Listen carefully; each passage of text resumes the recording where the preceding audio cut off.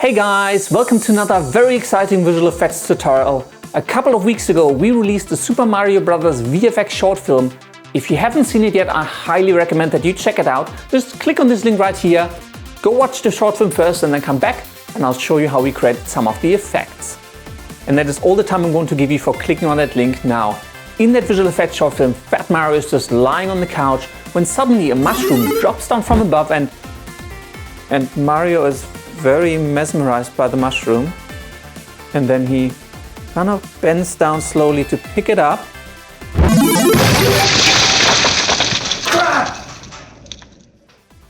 In this tutorial I'm going to show you how I created the effect of Mario growing and smashing through the roof, including all of the destruction elements.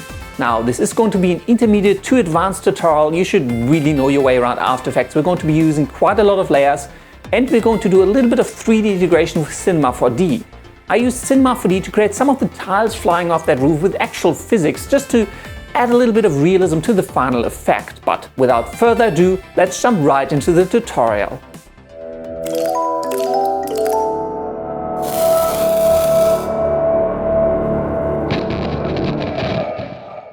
This is the final effect that we will be creating. As you can see in this composition, there's quite a few layers involved. Most of them are just destruction elements lying on top of the footage, but I also have one here, which is the destruction of the roof tiles, which I've actually created in Cinema 4D. So these are tiles animated in Cinema 4D with proper physics, so they kind of scatter on the ground. They do add a lot of detail to the final effect and just make the whole thing look a little bit more realistic. But before I talk your ear off, let's get started. First, create a new composition. I'm going to call mine Tutorial.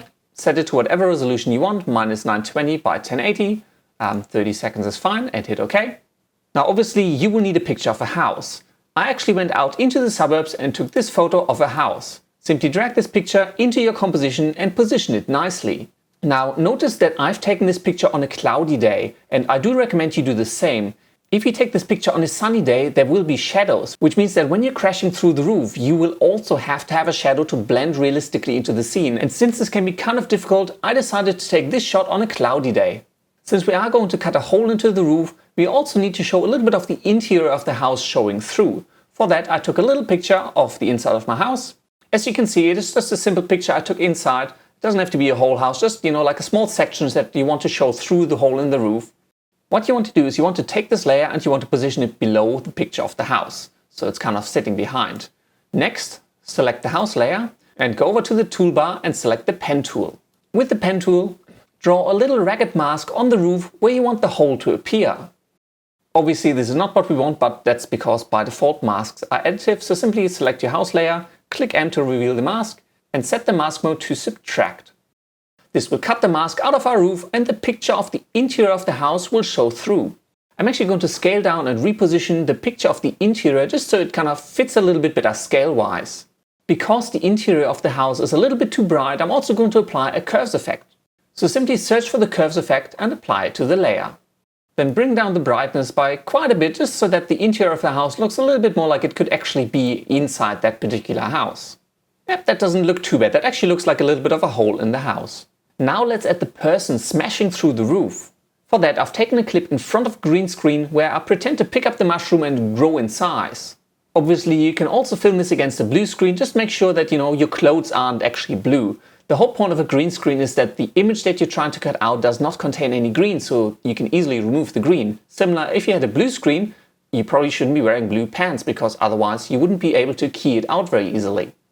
Let me quickly scrub through the clip and find the section that I actually do want to use for this effect. Just the section where my acting isn't quite so horrible. Yep, it looks like this section should probably do. And next, let's cut out the green screen. Again, select the pen tool and draw a rough mask around where you'll be standing. The reason I'm doing this is to just kind of limit the area of the green screen and get rid of the pieces of the wall that you could actually see. With that done, you could actually apply the keylight effect straight away. However, because keylight is quite computationally expensive, I prefer to remove some of the green with simple color keys first. I recommend that you do the same, so search for the color key effect and apply it to your layer. Use the color picker to pick the green of your green screen or the blue of your blue screen, and then go over into the effect parameters and increase the color tolerance to trim out as much of the green as you can.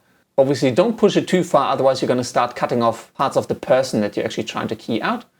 I actually like to duplicate the color key effect to remove a few other pieces of the green screen. And what you can do is you can simply select the effect in the effect parameters and press Ctrl D on your keyboard to duplicate it. Then use the color picker to select another part of the green screen. This actually looks quite good, but I can kind of tell that I'm kind of cutting in a little bit too much. So there's like a few pieces of me vanishing around my hair as well. So just make sure you're not overdoing it. Otherwise, you're going to start trimming off parts of your person. Now, obviously, the edges are still quite harsh. So what I like to do, I like to use a choker to kind of just bring back a little bit of green just around the person. Search for the simple choker effect and apply it to your layer. Go over to the effect parameters and decrease the choke matte so that you're getting a small, thin green outline around the person. This will just ensure that you're not cutting into it. Should look a little bit like the Hulk going all green, but that's alright. We've removed most of the green with the color keys, which is really quick. And then with the choker, we just brought it back around the edges, which we'll remove with the key light effect. So now it's finally time to search for and apply the key light effect. So once you've applied the key light effect, select the color picker for the screen color and click on the green screen. And bam, the green is gone. However, it's not quite clean and you can kind of see like a dirty outline around the outside. The best way to get rid of this and get a really, really nice green screen is actually to switch your view on the key light effect over to screen matte. This will give you a grayscale representation of which parts of your image are actually being keyed out. Everything that is black will be entirely invisible, everything that is white will be fully opaque. Open up the Screen Matte tab in the key light effect. Bring up the Clip Black property until everything around the person that you're trying to key out is entirely black. Then move down to the Clip White property and lower it until the inside of the person that you're trying to key out is solid white. This ensures that everything around the person will be entirely invisible and everything within the person will be fully opaque. Let's scrub through the composition just to see what this looks like, but I think this is actually a pretty good matte. Now go back to the key light effect and set the view to final result. And there you go, that actually worked pretty well. Now obviously you could clean this up a little bit more, but I don't want to spend too much time on this. For now, let's move on with the destruction effect. Now let's zoom back out and let's scale down this layer and position it exactly where we want the person to be smashing through the roof. Make sure that the legs at the bottom of the hole overlap the roof by a little bit. This will allow us to make it appear as if the person is actually coming from inside the house. Let's scrub through and see what this looks like. Yep, I can see this working. Now obviously, again, the image is way too bright, it does not at all fit into the scene, so the easiest way is to select your layer and apply a curves effect. Go over to the curves effect and bring down the lightness until it blends in a little bit better. I'm actually also going to reduce the contrast in the image by bringing down the highlights and pushing the shadows up just a little bit. Maybe we'll make it a little bit darker actually. Also, I think the image is a little bit too saturated to fit into the scene, so let's drain a little bit of color out of it. Search for the hue and saturation effect and apply it to your layer. Reduce the master saturation until you're happy with how the image blends in. This, I'd say, actually looks a lot better already. Let's quickly return to the beginning of our composition and play this back. Cool, I think that actually looks quite good. Maybe I'm going to bring down the master lightness just by a little bit more. It is kind of a cloudy day.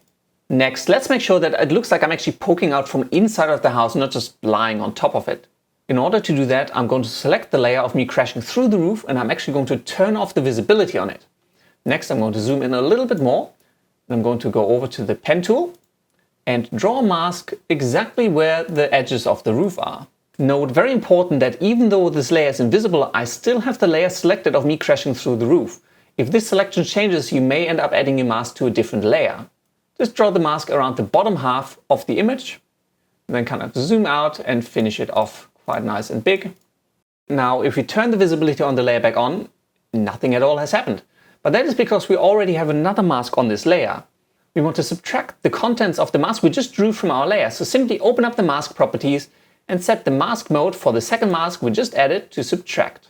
Bam! That's much better. Looks like I'm actually poking out from inside the house. To add a little bit more realism, I also want to add a little bit of a shadow where I'm poking through the hole.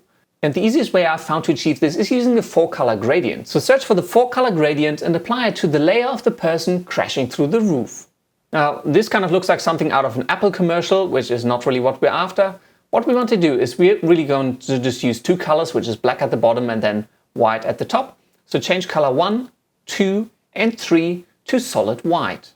Color 4, we are going to change to solid black. Next, you will have to position your points because they define where the gradients go. So what I want to do is point 4, which is black, I want to be at the very bottom of me. And then the white ones, I want to be straight above that so that you can kind of see the black gradient a little bit at the bottom. The other white ones I'm going to position at the top. So it literally looks like a black gradient at the very bottom, and then it's white at the top. Let's zoom in a little bit so it's a bit easier to see. So it's just got a little bit of black at the bottom. Obviously, this still does not look like what we want, so go over to the blend mode of the 4-color gradient and set it to multiply. Now, all this effect is doing is just add a little bit of a shadow to the bottom of the person, which kind of just enhances the effect of them actually poking through the roof. And now it's finally time to start adding all of the destruction elements.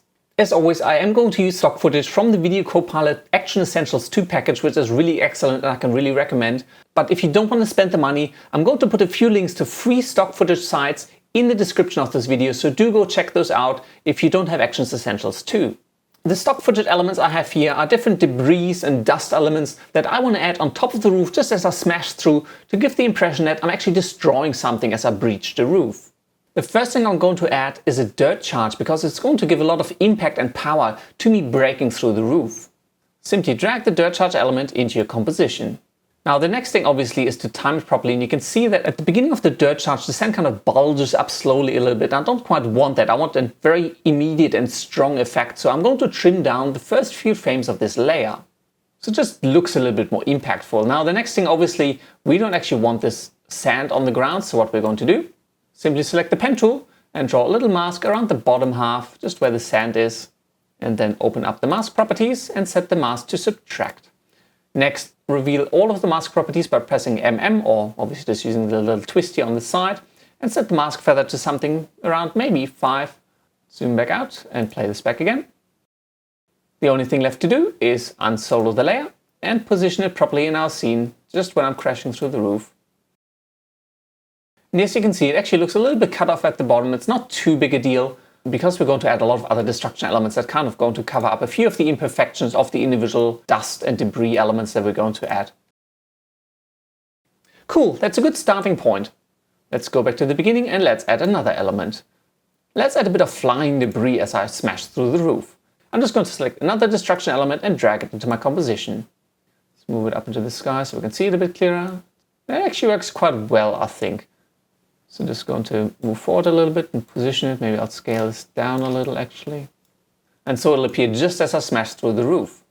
Now obviously you may notice some small imperfections, like this piece of wood for example is just going to vanish once it reaches the end of the footage layer. But in the final effect a lot of these things won't actually be as noticeable, just because there'll be so much going on and so many other bits and pieces flying around. The viewers won't really notice unless they're looking really closely. Let's add a little bit more debris into the scene. I'm just going to select another debris stock footage element and place it in my scene. This one I like, it's got a lot of power, so let's place this properly over the hole in the roof, and maybe let's have it start a tiny bit earlier. Let me quickly zoom in and just adjust the timing a little bit. Let's play this back and see what we got. That actually looks pretty cool, but I do find that all of the destruction elements start a tiny bit too early, so what I'm going to do, I'm just going to select the debris and the dirt and just going to move it a few frames further down, just because it does not quite coincide with me coming out of the roof. That looks a lot better. The next thing we're going to do is we're actually going to set up a whole array of roof tiles that fly out of the way and scatter all over the scene. And to make this look realistic with some physics, we're going to do this in Cinema 4D. Obviously, you don't necessarily need to use Cinema 4D to create the destruction effect. You could do this in 3ds Max or any other 3D program that you have available. But now let's focus on creating the roof tile destruction in Cinema 4D, so let's hop over there. Here we are in Cinema 4D, and I will move through this quite quickly because we still have to get back into After Effects and composite our final roof crash effect. The first thing you want to do is you want to jump over into the project settings and make sure that your width and height that you are rendering at matches the size of your composition. For me, my After Effects composition is 1920 by 1080.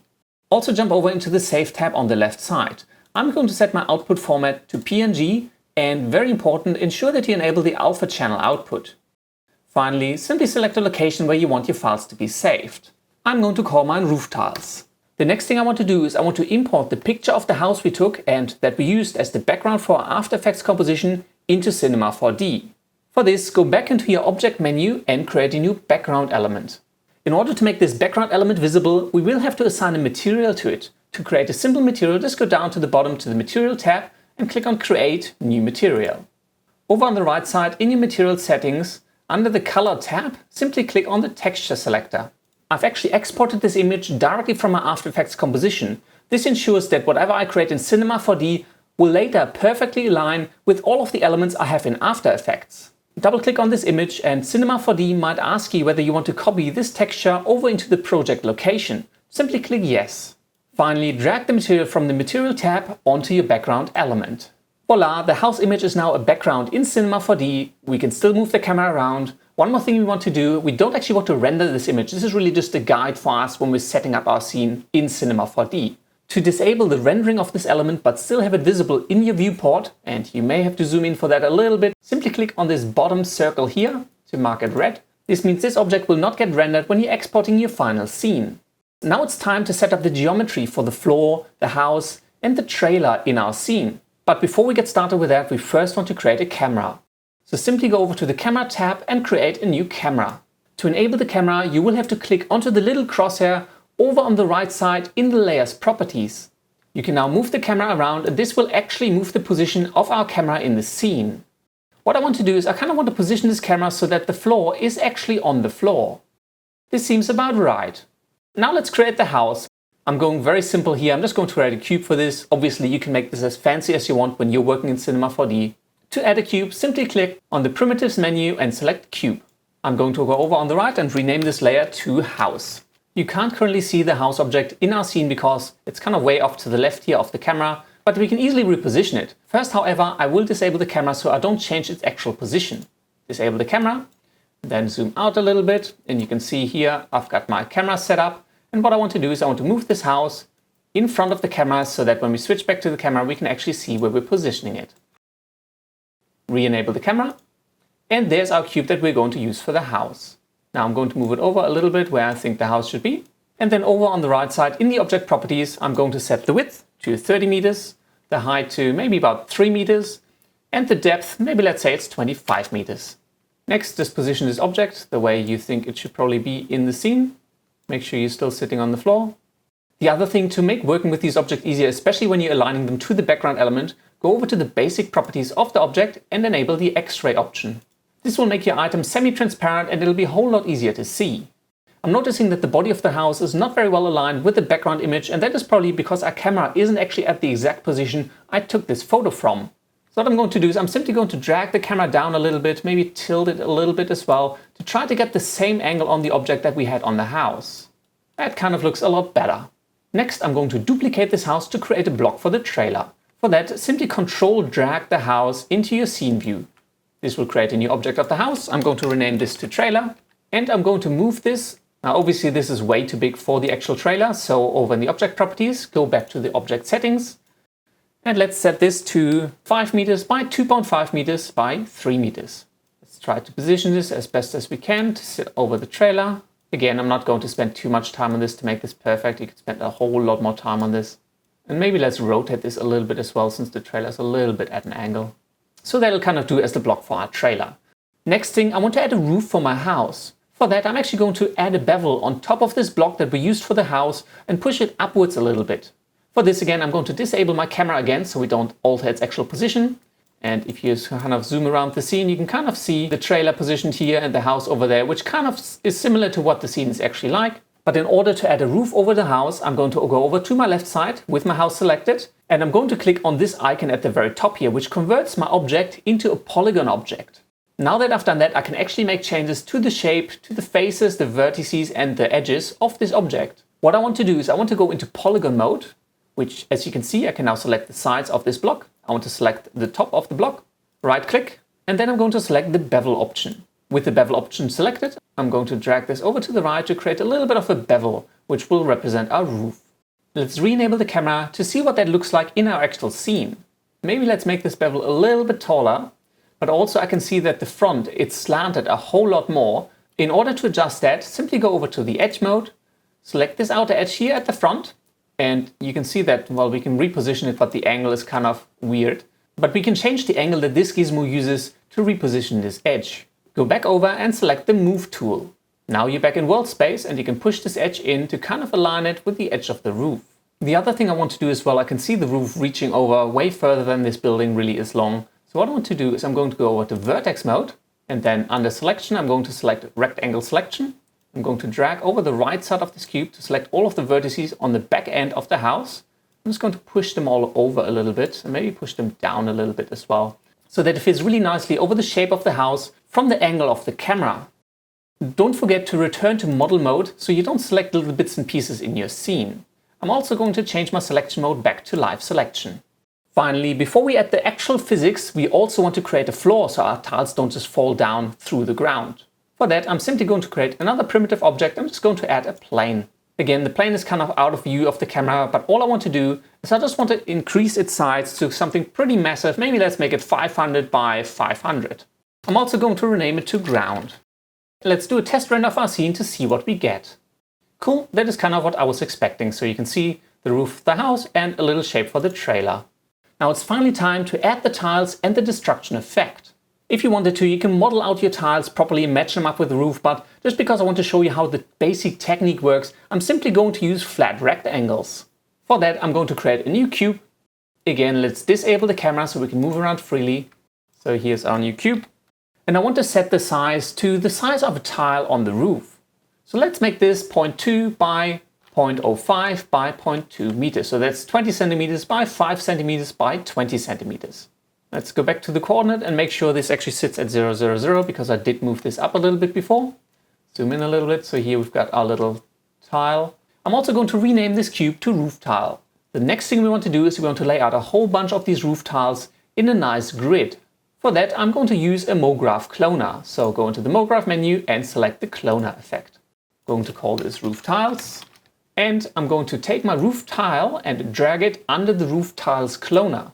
This will duplicate the tile a number of times in a vertical direction. Since this is not what we want, I want to reselect the cloner object and go into the Object tab. Change the mode over to a grid array, which is a lot more what we're expecting, but we only need one layer of these, so simply on the count for the y-axis, set it to 1. I'm going to set the count for the x direction to 20, and I'm also going to set the count for z to 20. This is going to tile my roof tile in a grid pattern. Since I know my tiles are 20 centimeters long, the size of this cloner would have to be 4 by 4 meters for all of them to lie exactly side by side. So let's increase the size of this cloner to 4 meters by the y-axis doesn't really matter because we're only repeating once by 4 meters. So now we have a nice grid of roof tiles that we can place on our roof to be destroyed. I am going to jump over into the side views for the viewport because it makes it a lot easier to position these tiles on top of the roof. And then I'm going to move these tiles and position them right on top of my roof. Obviously, I also want to rotate them so all the tiles actually line with the side of the roof. Let's jump back to our camera view and see where that is positioned. It's quite nice, but it is also quite a bit too big. It's kind of reaching over the sides, so I think we've gone a bit too far with the cloner. So let's go back to the cloner and maybe let's reduce the count in the Z direction to 15. Obviously, we also need to adjust the size because the cloner is still spreading them out in the same area as before. So let's set this to 3 meters. Still a bit big, let's maybe make the count 10 and set the size to 2 meters. That looks a lot better. Let's just position this exactly where we want the roof tiles to be smashed. Just so we can see this a bit clearer, I'm actually also going to enable X-ray mode on the ground. That's a lot better, we can actually see what is going on. I'm just going to use the side view just to make sure that the tiles are actually sitting on top of the roof and not inside it, because we are going to add physics in a moment. Now it's time to animate a sphere to smash from the bottom through the tiles just as I'm poking out of the roof. For that, go to the primitive menu and create a new sphere. I'm going to call the sphere Tobias. Again, make sure you disable the camera before you move around so you don't change the actual position. And you want to position this sphere directly under the tiles. Then make sure your timeline indicator is at frame 0 and click the Add Keyframe button. Move forward to maybe about frame 10 and move the sphere upwards so it smashes through those tiles and upwards maybe to about there, and click the keyframe button again. If you scrub through this now, you should see the sphere smash through those tiles. However, we haven't added any physics yet, so nothing is actually happening. With your sphere selected, right click on it. Maybe I'll make this a little bit bigger so you can see what is going on. So right click on the layer, go down to simulation tags and add a collider body. This will ensure that the sphere will actually trigger off physics. Next, select the roof tile, and I mean the individual roof tile. Right click on it, go to simulation tags and add a rigid body. This will enable the physics on all of these tiles. If you scrub through your clip now, you will see the sphere is actually smashing through those tiles, but you can also see they're all falling immediately, which is not really what we want. We want these tiles to basically sit stationary until they're being hit by the sphere. And for that, simply select your roof tiles, select the rigid body tag that we've added onto it, and down in the dynamic section, set the trigger to on collision. This will ensure that these tiles won't move until they're being hit by the sphere. If we scrub through this now, you will see the sphere smash through the tiles. To avoid the tiles falling through the house, we have to add physics to the house, the ground, and the trailer so they kind of slide off the roof or bounce off the roof of the trailer. Again, this is really simple to do. Simply select your ground on the right side, right-click it, go to Simulation tag, and add a collider body.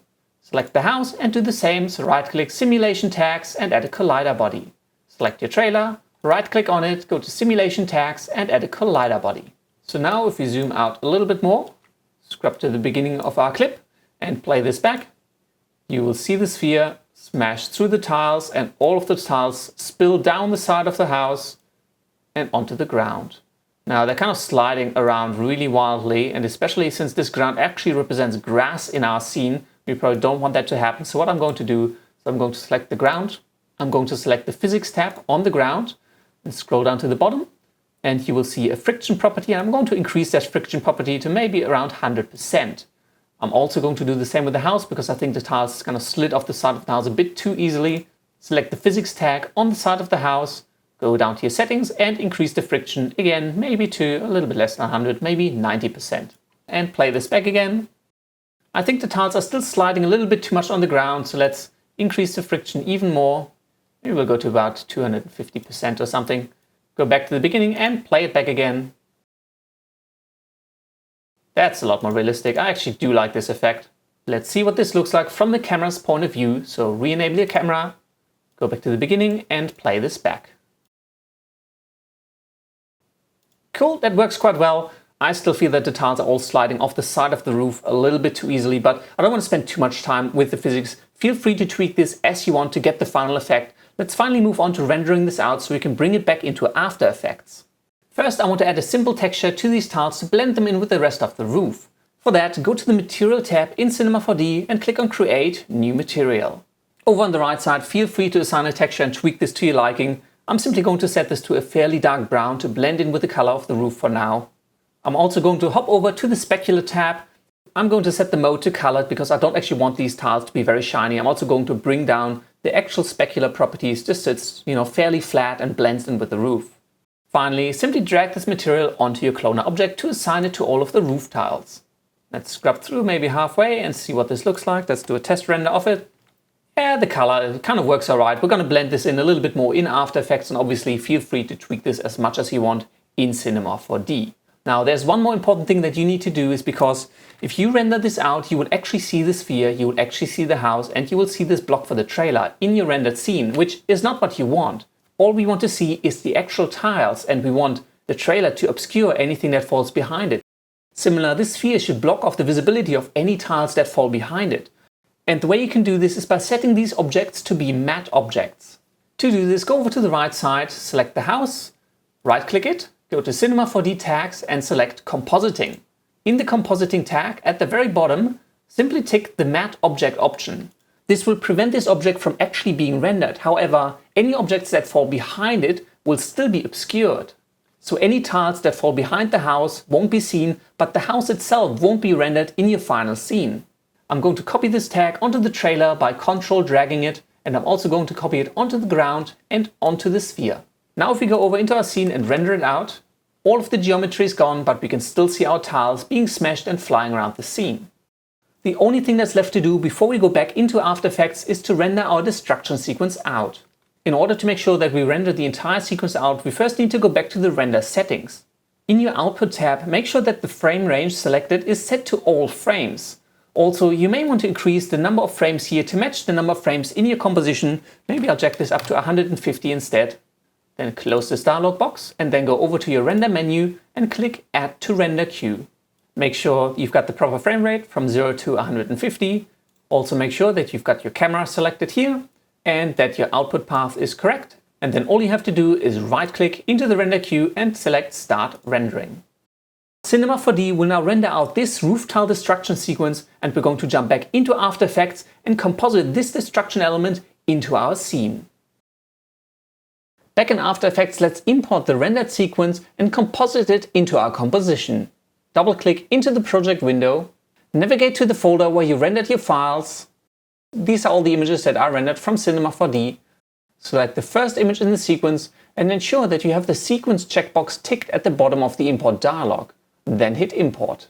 Before we can use this clip, we need to make sure that the frame rate matches the frame rate of our composition. And you can do this by right-clicking on the clip in the project window and going to Interpret Footage, Main.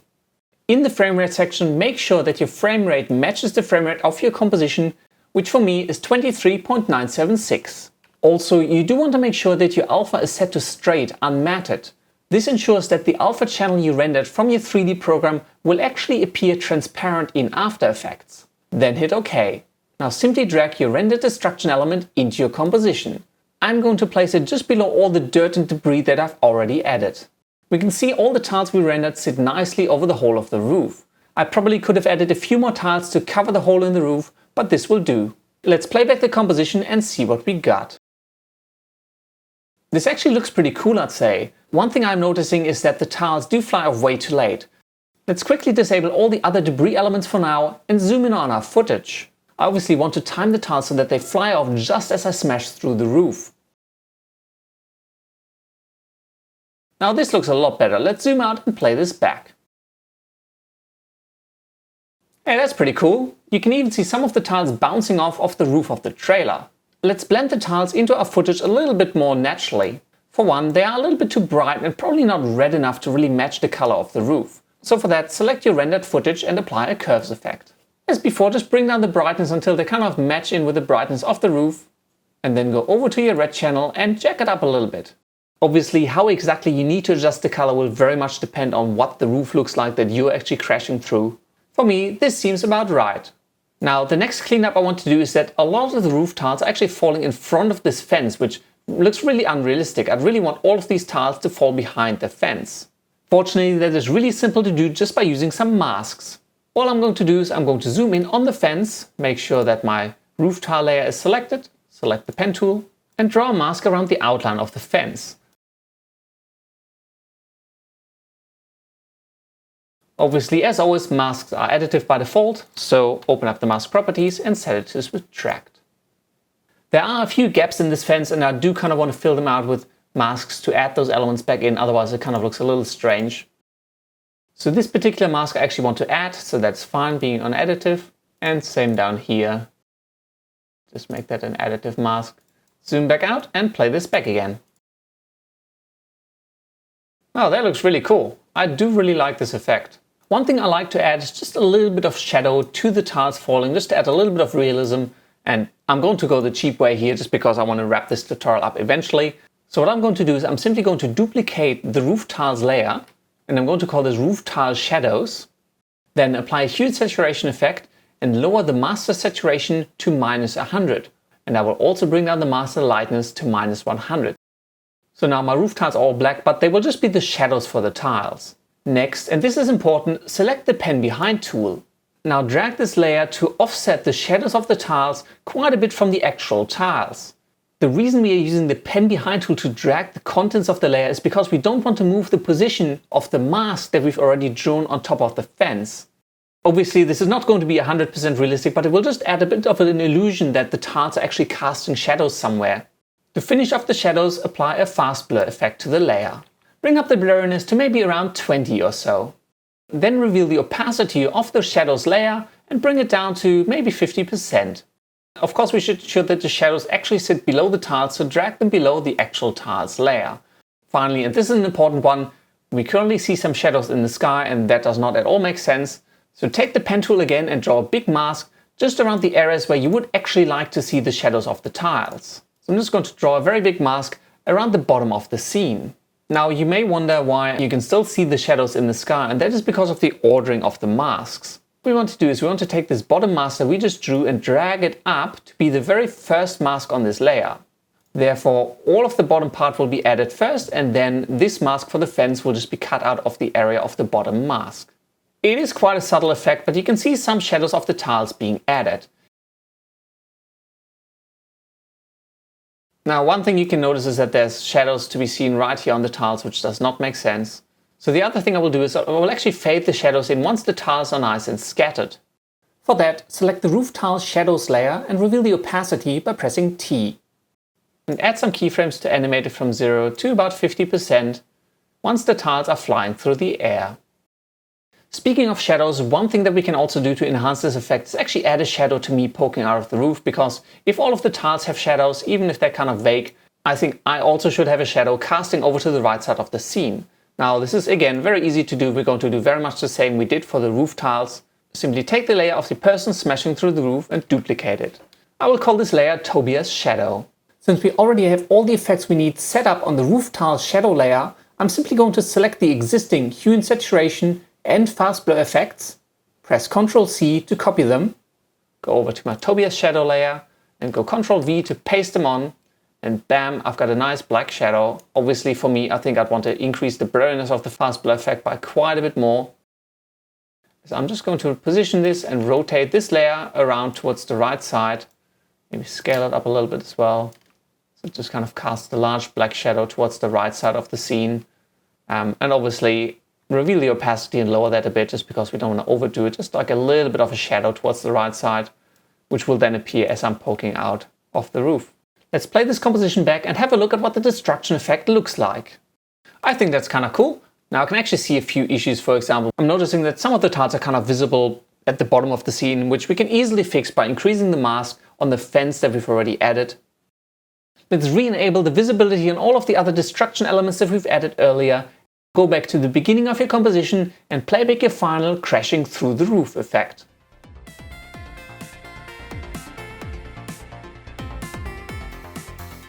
And that is it. I really hope you enjoyed this tutorial. Please leave any comments, questions or suggestions in the section below. Please remember to subscribe by clicking on the subscribe button up there. Hit that like button and share the video around. It really helps out a lot. And if you want to see more, you can also find and follow me on Facebook or Twitter. Until next time, I will see you later. Ooh, another one.